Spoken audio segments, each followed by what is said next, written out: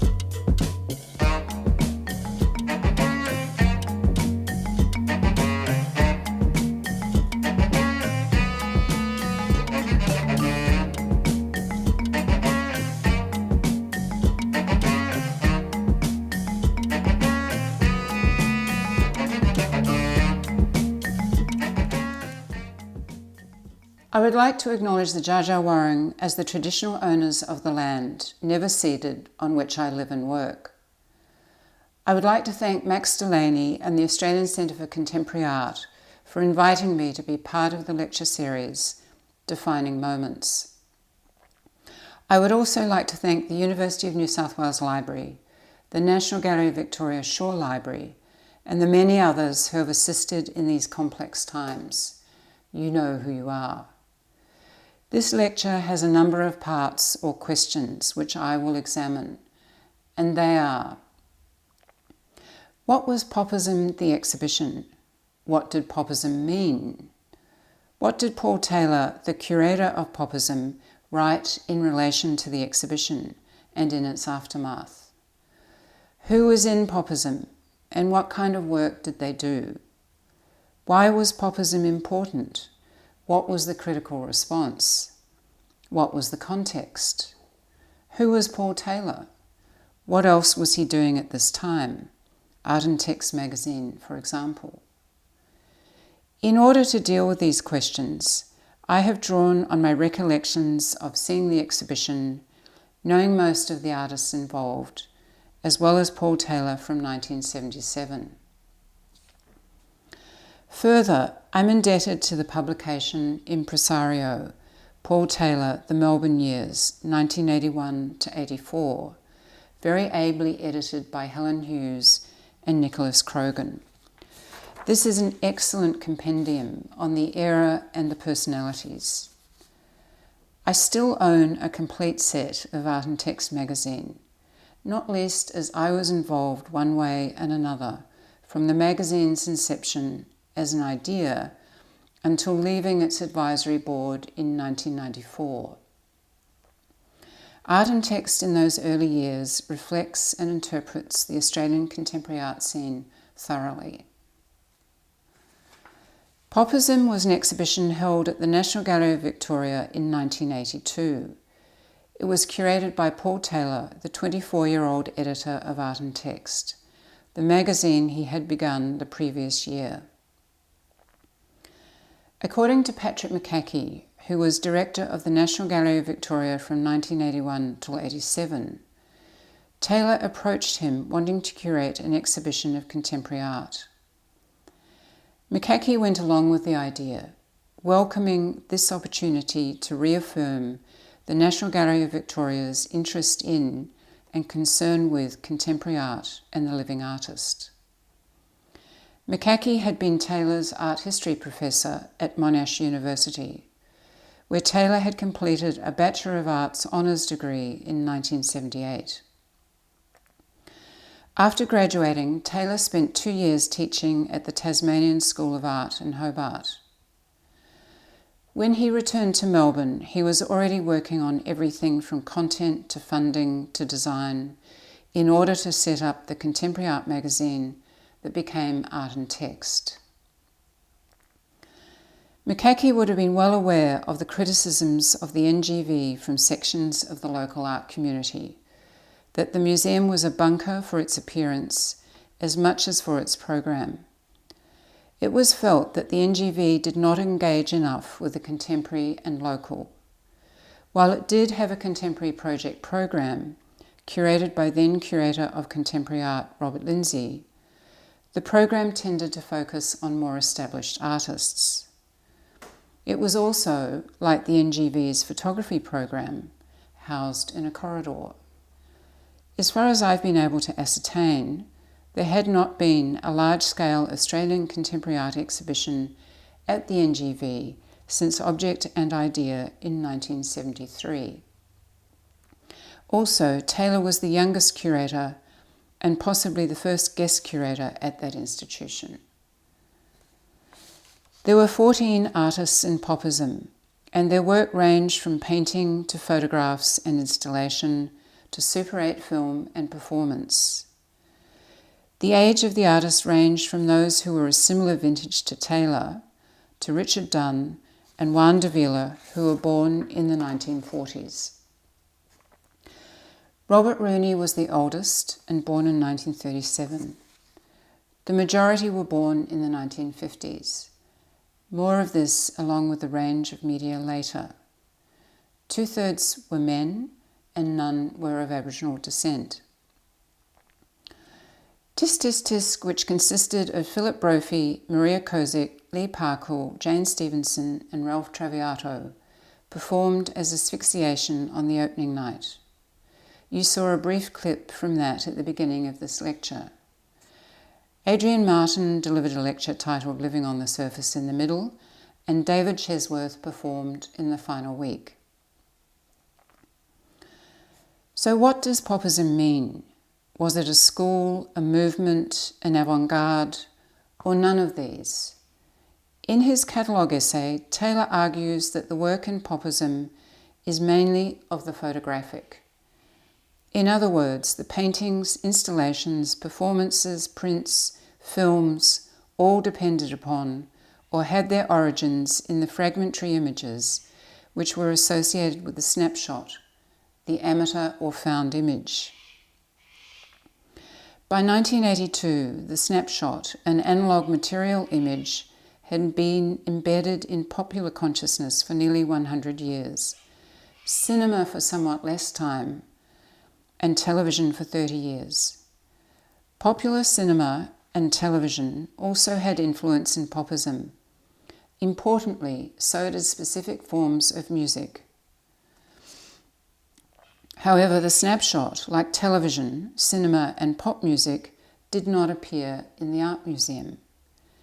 More ephemerally, a snapshot came to be associated with fragmentary or fleeting aspects of the world or thought, and pertained to the surface of things depicted.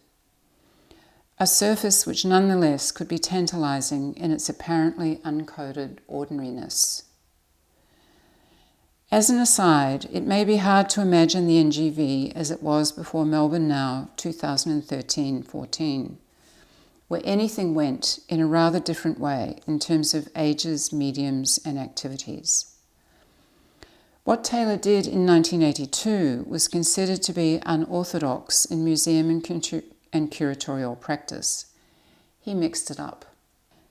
In his Popism catalogue essay, Taylor begins by discussing the similarities and differences between local so-called amateur art, that is, community exhibitions of painting primarily, and those held at art museums like the NGV. He argues that they are similar in that both ignore the photographic effect. They are different in that one purports to support an elite of art professionals, and the other supports a community of artists who are seen as amateur. He writes, and I quote, "Both have failed to recognise and admit the influence that the rhetoric of photography bears on our history and culture. The art in Popism, however, involves itself with this rhetoric, and it is that to which we continually refer. Further, these works use pre-existing images as givens," end of quote. And this process knowingly equals Popism.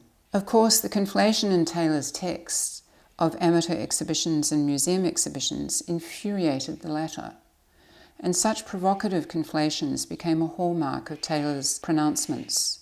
He wanted people to think about such categorizations.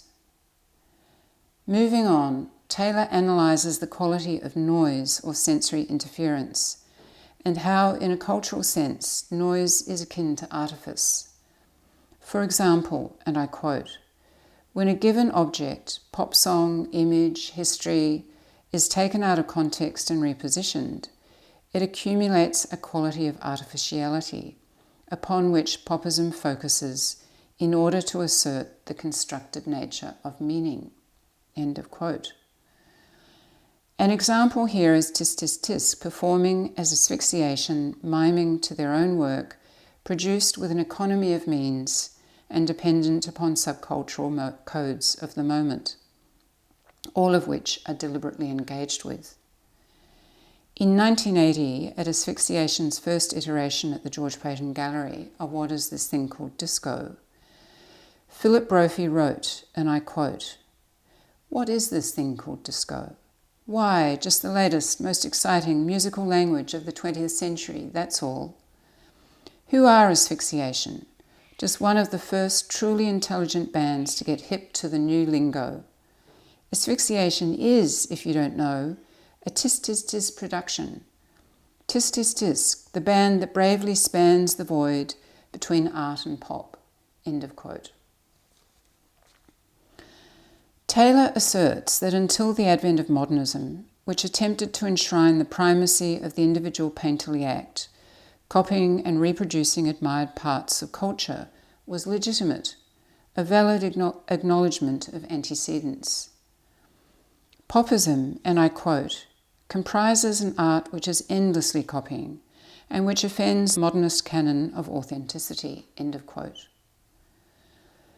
The objects appearing in the works in Popism are stand-ins. The subject is absent, including in performances, unlike the deeply embodied and expressive performance work of the 1970s. Toys, clothes, pets, television and news imagery are utilised, emerging from the everyday suburban image pool. Unlike pop artists from the 1960s, however, the artists in Popism work at a further remove. This 1957 explanation of pop art by British artist Richard Hamilton is often quoted. Pop art is popular, designed for a mass audience, transient, short-term solution, expendable, easily forgotten, low cost, mass-produced, young, aimed at youth, witty, sexy, gimmicky, glamorous, big business. The artists in Popism 25 years later took what they wanted from this earlier movement, which was as different in the UK as it was in the USA.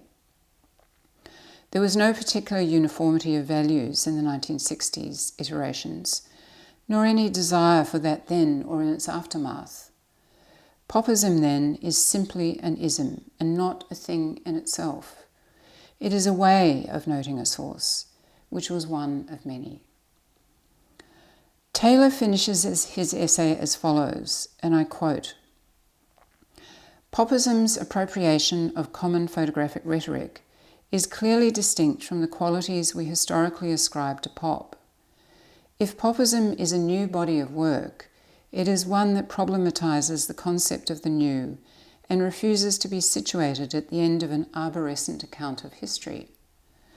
Labelled as a movement in art, pop easily becomes orthodox. As a type of art, pop is always with us." End of quote. Popism was not a nice, neat package, and there was no interest in it being so. To assist, there is in the catalogue a substantial reading list, which remains relevant for the artists involved and the ideas which Taylor was writing about.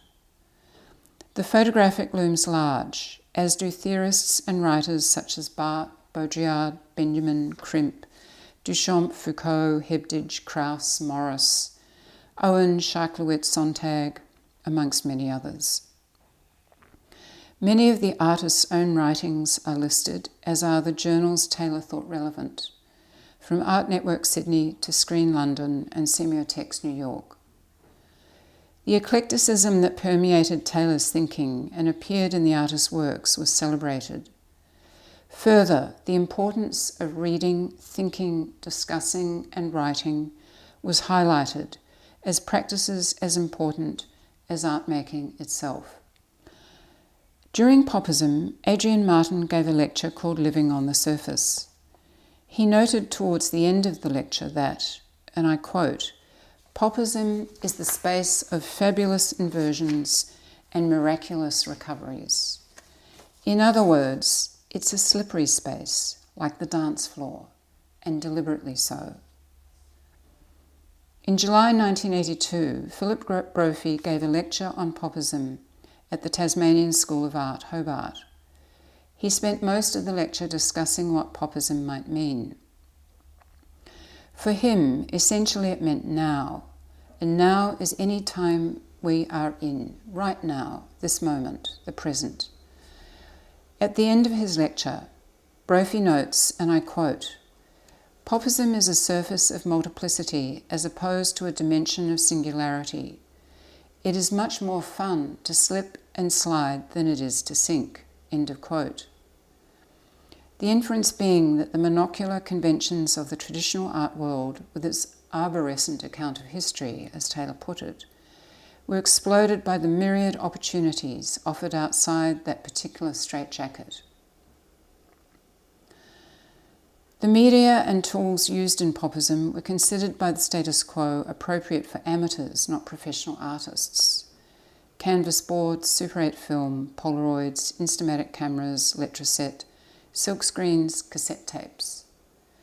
Most of these had been manufactured for the family market, and they were cheap and accessible. Many of the artists included in Popism were their own theorists. Many worked in a variety of media: sound, installation, film, writing. This collapsing of media specificity was the antithesis of the way the art museum operated. So was the incorporation of disco music and the comic strip, so-called low culture. Acknowledgement of an artist's label was also new, and the artists in Popism were paid to exhibit, a first for the NGV. It may be hard to imagine nearly 40 years later why there was such a fuss about Popism.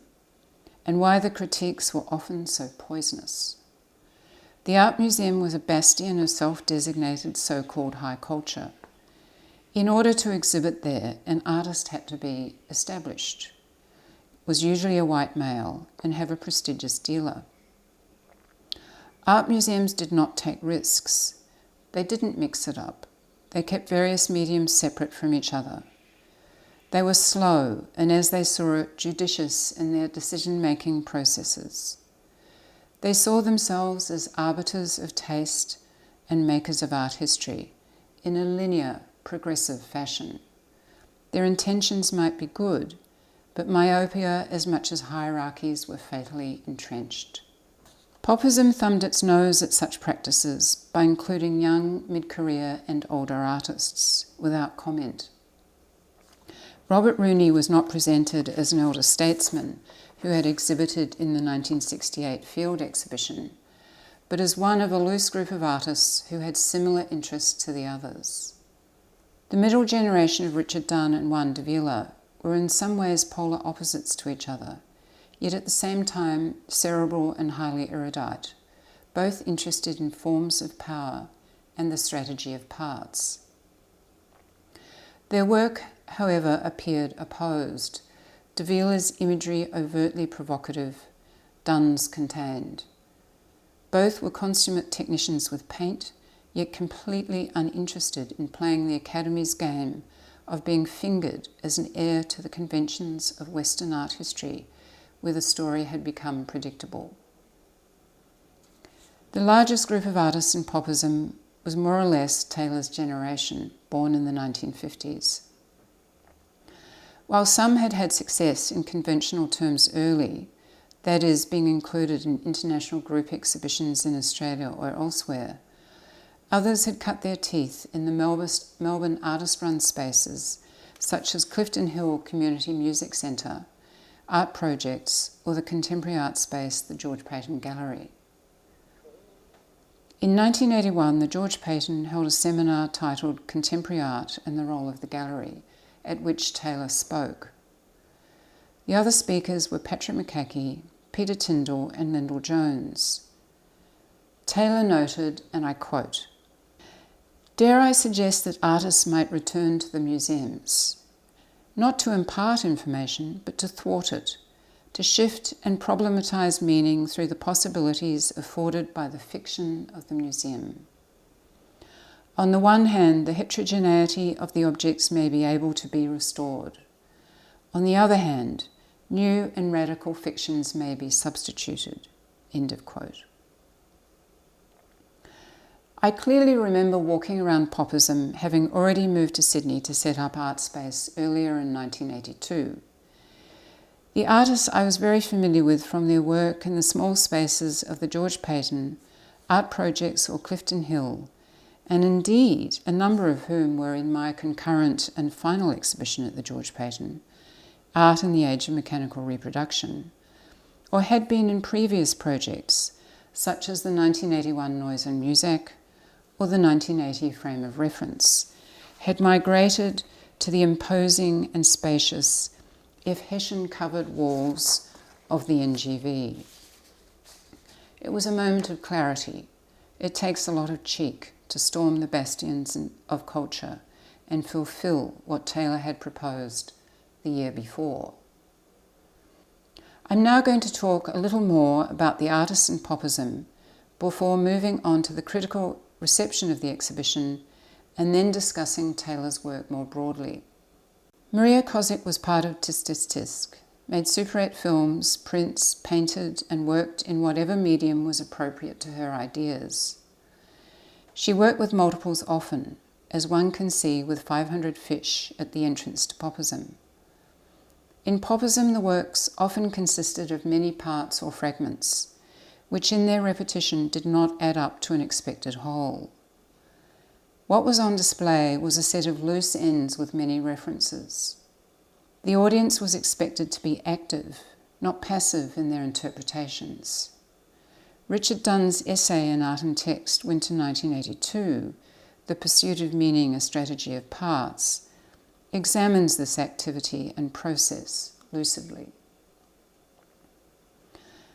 Super 8 film was a big part of Popism. Apart from its use in David Chesworth's performance, more of which later, 6 of the 14 artists exhibited some, if not all, their work in this form. These included Ian Cox, Jane Stevenson, Tsk Tsk Tsk, and Robert Rooney. Exhibiting film of any sort in an art museum at this time was unusual, and the difficulties were many. Presentation, technical assistance, sound quality, light spill, all were unresolved issues, and all occurred in Popism. The Super 8 movement, so-called, in the late 1970s and early 1980s, relished the use of a medium made for the amateur market and home movies where they could develop their ideas and love of cinema. Super 8 was cheap to use and not noted for its technical virtuosity nor its longevity. In 1981, Rolando Caputo wrote about Australian Super 8 filmmakers such as Tisk Tisk Tsk and Paul Fletcher, who was also in Popism. Unlike the New York Super 8 scene, Melbourne artists appeared to be more focused on deconstructing the televisualisation of suburban family values. Here is a 55-second clip towards the end of Maria Kozic's Manless, a film which Adrian Martin wrote about in the same breath as Chantal Akerman's Je tu il elle of 1974. While the image and sound has degraded over 40 years, and barely saved by digitisation, it is worth watching. Manless reflects on the fantasy of conforming and the shame of loss for an ostensibly heteronormative woman. The action is almost non-existent. The tableau and soundtrack mitigate against any form of emotional resonance, revealing the emptiness of social constructs.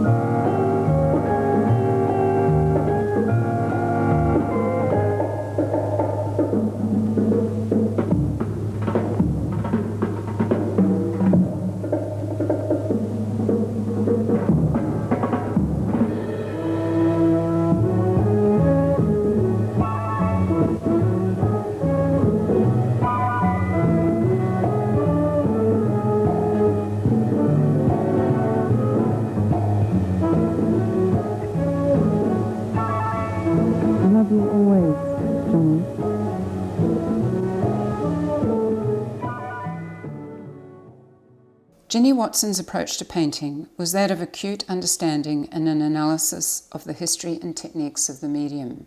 I think from Watson's perspective, it was necessary to use and exploit that history rather than be consumed by its weight. Painters were usually white men who aspired to the academy. Watson's execution of ideas in her work reflected her deep interest in the contemporary music and fashion scene. More aligned to live bands like the Birthday Party in Melbourne and the Go-Betweens in Brisbane than the club or disco scene, Watson picked up and painted fragments of daily life such as newspaper pages, photographs from fashion magazines, overheard conversations, and fleeting images of suburban existence. A painted page, Twiggy by Richard Avedon for Paul Taylor, 1979, is one of Watson's most seductive early works. But seductive for what reason? The thick oil paint and the colours chosen have their own lusciousness. A tension occurs between the smooth flatness of the originating page, which we recognise as from a fashion magazine or a book on Avedon, with attendant caption and page number, and the artist's admiration for that image and reproducing it in thick oil paint. The black and white image of 1960s fashion icon Twiggy is pushed to the right of the canvas and surrounded on two sides by intense yellow, green and pastel. The page has been gridded and painted in squares of grey to white. None of what appears conforms to painterly conventions. Howard Arkley, like Watson, trained as a painter. By the early 1980s, Arkley's work exhibited an acknowledgement of graffiti as can be seen in Primitive Gold 1982 and its now missing twin Primitive Silver, which were exhibited side by side in Popism. Graffiti was considered by the mainstream to be a low art form, and the airbrush Arkley used as a tool seen as a denial of the artist's hand. The obsessively depicted content of Primitive Gold, the all-over flat patterning, which on closer scrutiny reveals a myriad of words and images, along with the monumental scale of the canvas and gold ground, all combine to sidestep the niceties of traditional painting styles. I recall that, at the time, there was some doubt that words or text should be included on painting surfaces. They belonged more properly to works on paper or sign writing. Many of the artists in Popism included words which might or might not elaborate on the images they sat next to. Juan Davila obligingly listed his image sources down the left-hand side of his 9-panel painting Hysterical Tears 1980. And Robert Rooney simply blew up to an even bigger scale, a Communist Party membership card he had found in a book. Rooney also showed AM/PM 1974, a series of 176 small black and white photographs depicting his bed morning and night over a few months of consecutive days. While this work was made concurrently with conceptual and serial photographic works elsewhere in the world, it was not presented as an originator of more recent local work. For Rooney, the camera was a dumb machine to be used as such. The Society for Other Photography was one of the many practices by John Nixon. Here he and others used an SX70 Polaroid camera, the first to easily produce instant analog photographs. The series of 100 Polaroids in Popism was presented as 2 rows of 50, and from a distance appeared as a very narrow and minimalist dark line. Getting close revealed the 100 small 10.5 by 9 centimetre shots of various subjects, some upside down, and none overtly related to the others. Not only was the Polaroid beloved for its instantaneity, the camera was a beautiful tool in itself. Professional photographers use Polaroids to set up shots, but artists use them for the medium's own idiosyncrasies. Imants Tillers' work in Popism, 52 Displacements, 1979-80, and Suppressed Imagery in 1981, were made of 52 pairs of image and text, and 49 canvas boards respectively. Suppressed Imagery was amongst Tillers' first canvas board works, and were pencil drawings of images copied from a Latvian children's book. 52 Displacements was a durational work, like Rooney's AM/PM, where Tillers copied for a year an American artist's landscapes from a book of reproductions and showed them alongside a repeating text piece. The grid, as with Watson and the Society for Other Photography, appears to provide structure and therefore meaning, but meaning falls away as the grid is removed from its original purpose. The grid is a reference as much as a device. Peter Tyndall's 6 works included one which he had performed with at Clifton Hill in 1981, Slave Guitars. A guitar as a music-making system is analogous in certain ways to another system, wrote Tyndall. The suite of 6 works are closely related, titled as they are, Detail / A person looks at a work of art / someone looks at something. Tyndall's installation exhibits likeness between the parts and leads the spectator towards an understanding of the ambiguity of description, appearance, usage, and the acts of looking and thinking. David Chesworth, like many in Popism, was closely associated with Clifton Hill. Indeed, he ran the place for a number of years, as he explained in his 2019 lecture as part of the series. Industry and Leisure, as performed in the closing week of Popism, was a 40-minute work with projected Super 8 films spoken texts, a number of songs, and part of one will be played at the end of this lecture. There was a related cassette tape and EP along with a 16-page booklet. Chesworth has said that the subject matter is the industry and leisure of the work's own making. The performance deconstructs itself as it is presented. This knowingness of production is evident in all the works in Popism. Perhaps it was because no one associated with Popism played up to the conventions of art making or being an artist, that the critical reception was often so thin-lipped. Or perhaps it was Taylor's interpretation of the curatorial role. As he had said, he was not interested in buying into the arborescent account of history. In the mainstream press, Robert Rooney was the art critic for the Age daily newspaper. Despite being in the show, Rooney reviewed Popism positively and was promptly fired. Adrian Martin reviewed Popism for the Virgin Press, noting that, and I quote, "The Popism exhibition was never conceived as anything but a provocative act of theoretical opportunism and willful dilettantism within the context of the art world." End of quote. Martin Armiger interviewed Taylor for the National Times, suggesting there was an art and text line. Taylor's riposte was, "The works came first. The theory just explained what was already happening." Annette Blonsky and Jeanette Fenelon discussed Popism for Lip, the Feminist Art Journal. Feminist artists and writers had come under some fire from Taylor for not achieving their aims. This was an opportunity to take Taylor to task. The writers complained that it is not made clear what Popism is, and they go on to note at the core of Popism, however, is a new conservatism which precludes any evaluation of the imagery being circulated. As a footnote, with regard to the Super 8 film component, the writers observed, "The inadequacy of the projection and viewing facilities provided by the National Gallery didn't do them justice."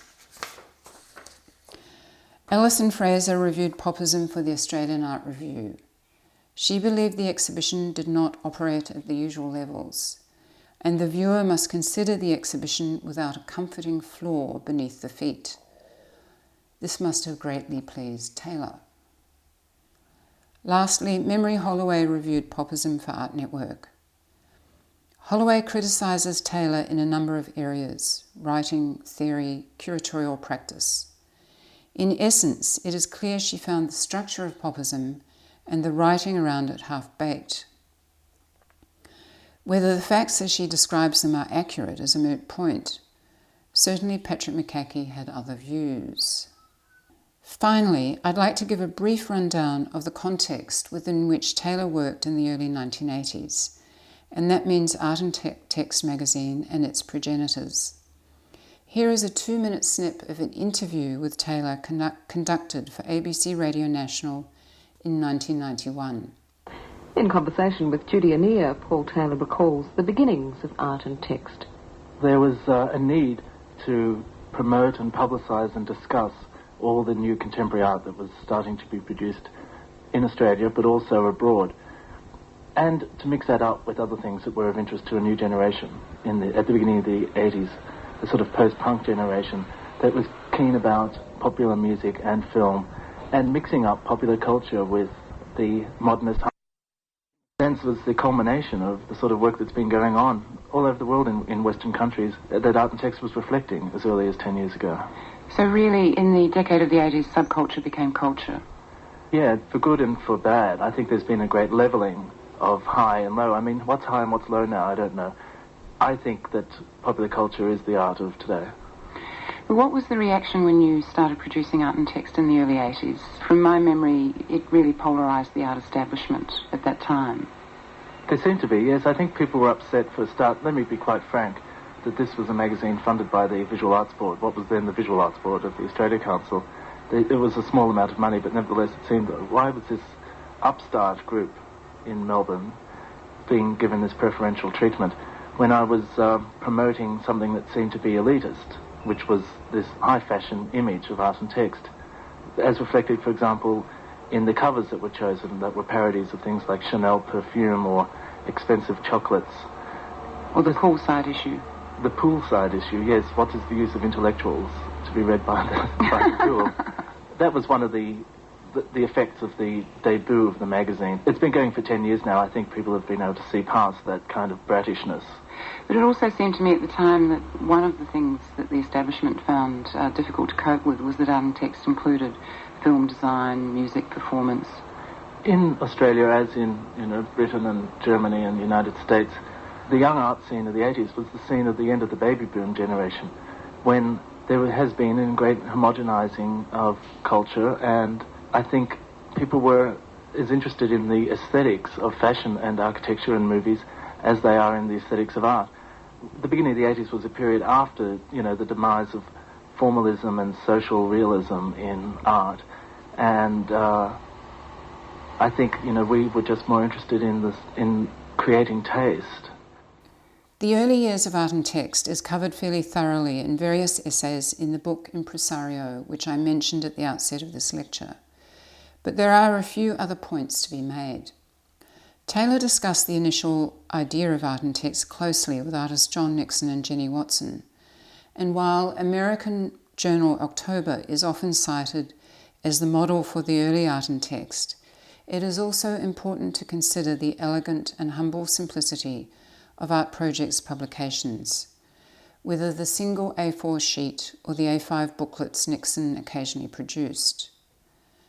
Despite some references to art and text's modish monochrome, it is worth remembering that publishing in colour in those years was very expensive, and the initial grants to art and text might have seemed generous at the time, but were certainly not enough to cover such costs. Making a virtue of inexpensive production values was, of course, part of the ethos of the period. The New York Journal semiotext was of more than passing interest to Taylor for its covers, as well as its provocative content. Taylor initially picked up on existing milieus in Sydney and Melbourne, bringing together diverse writers and artists into an ever-changing and, yes, enlarging wedge, which often thumbed its nose at the art institutions and created unprecedented debate throughout the Australian contemporary art world in the first half of the 1980s. The Sydney coterie of cultural theorists such as Megan Morris, Paul Foss, George Alexander and Liz Gross is also important to note. They had been working through the 1970s, translating and analysing texts by chiefly French theorists and looking at the way in which Australian mainstream culture depicted itself and marginalised others according to race, sex and gender. There was certainly negative reaction to Taylor and art and text. This was the tail end of a period where storming the bastions of social and cultural propriety was seen to be a viable and necessary activity, and people had definitely planned to do it, if not still so engaged. However, by the early 1980s, most of the smaller interest groups in the art world and elsewhere remained as smaller interest groups. They were talking to themselves and not affecting major change. Women, for example, were not gaining anything like equal representation in contemporary exhibitions, let alone anywhere else in society. And Aboriginal art was seen as having no place at all in the major art museums. Homosexuality was not decriminalised in Victoria until 1980, 1984 in New South Wales, and 1997 in Tasmania. There was a pervasive message from the mainstream of homogeneity and steady as she goes. Many artists and writers of the era remained wedded to institutions as they had been for generations, regardless of their own practice or espoused politics. The innately opportunistic nature of the art world mitigated against institutional change. Those thinkers and artists who were seriously interested in transformation often found themselves pigeonholed as alternative or outsider or by race and gender, or both and all. Art and text changed that by forcing attention toward a plurality of views that would bounce off and enhance each other, not exist in parallel but in dynamic interaction. It was an intensely energizing sight, with discussions ranging from art, theory, Aboriginality, subcultures, style, film, music, feminisms, gay semiotics, and more. The work of many younger experimental artists was seen alongside older and more well-known artists, and Australian alongside international material. As with Popism, this was seen by many as scandalously eclectic. The range of writers was quite broad in terms of positions. For example, Janine Burke, Ian Byrne, Philip Brophy, Gary Catalano, Patrick McCaughey, Terry Smith, John Nixon, Ian North, Julie Ewington, Anne-Marie Willis, Sam Rhodey, Jodie Burland, Richard Dunn, Megan Morris, to name a few. As Taylor mentioned in the ABC interview, art and text covers were seen to be highly provocative, often brattish and facile because of how they appeared, and the relationship to the inside pages. The cover was the dress, the code. It set the scene for what might take place inside. If the cover of issue 1 was minimalist, Taylor's editorial was similarly to the point. The cover of issue 2, with its reversed out monochrome and line drawings by Peter Tyndall from his Culture Corner cartoon, was unheard of in a serious art magazine, though it nodded towards the New Yorker.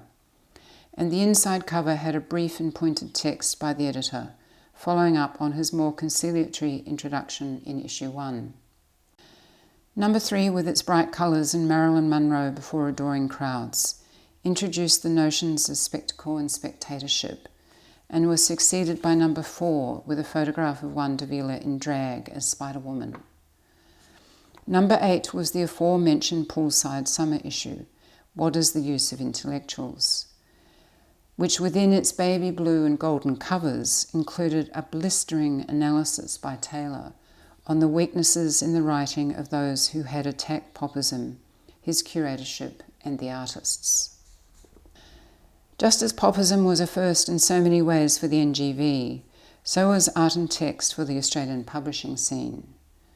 For example, the venerable art in Australia in the years 1977 to 80 inclusive had 14 covers that exhibited images only by white male artists.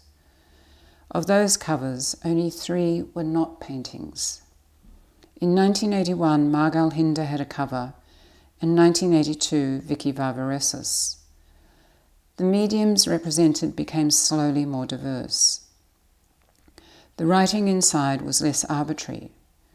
Taylor wrote on Greenberg and postmodernism in a 1980 issue, but it is not surprising that Art and Text 1 had a blank white cover, the clean slate. The status quo felt wounded, precarious, as indeed they should have been. They too were only talking to themselves. The 1970s had seen an expansion in contemporary art activity and support in Australia. The Australia Council came into existence in the late 1960s. Nick Waterlow's 1979 Biennale of Sydney brought younger experimental artists from Europe to both Sydney and Melbourne, enlarging discussions around art practice. The first Perspecta occurred at the Art Gallery of New South Wales in 1981. The National Gallery of Australia, with James Mollison at the helm, opened in 1982, dragging state art museums momentarily into a new and more professional way of working. However, with regard to art writing and art criticism, there was little change.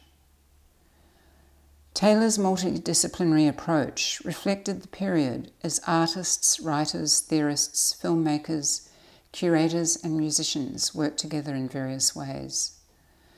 Whether Taylor began as a popularist is a moot point.